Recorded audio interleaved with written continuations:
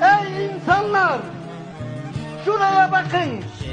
Bize gelen haberlere göre şu karşıdaki kardeşlerimizin arkası daha insan yığılı.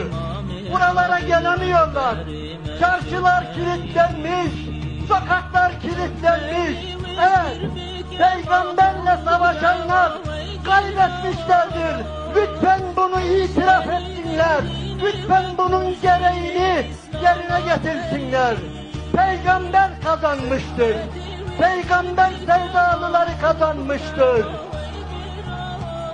Şeyh Said-i Pehlevi Hazretleri kazanmıştır. Tekbir! Bediüzzaman kazanmıştır.